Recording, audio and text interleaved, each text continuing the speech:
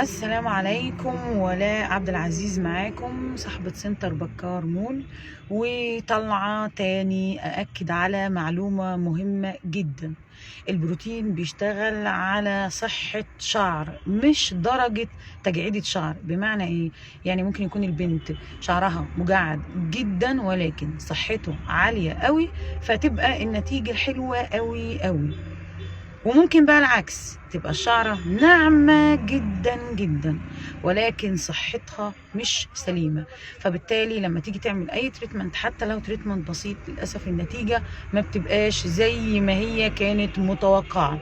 فرجاء خلوا بالكم من صحة الشعر اولا. بمعنى ايه؟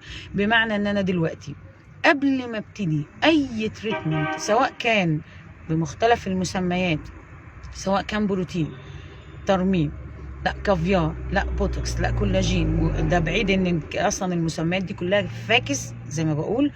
ولكن قبل ما اعمل اي حاجه من دول، لازم الاول اوصل لشعره سليمه اولا، خاليه من التقصف من خلال القص والتخلص منه، خاليه من الصبغات، لان ده بتبقى الشعره مش سليمه في العموم ولا روابط بتاعتها سليمه. الجذور قوية فالشعرة بتطلع سليمة. أعالج ده أولا، أوصل لي أولا، ثم أفكر فيما بعد اللي هي المسميات الأخرى اللي هي الفرد.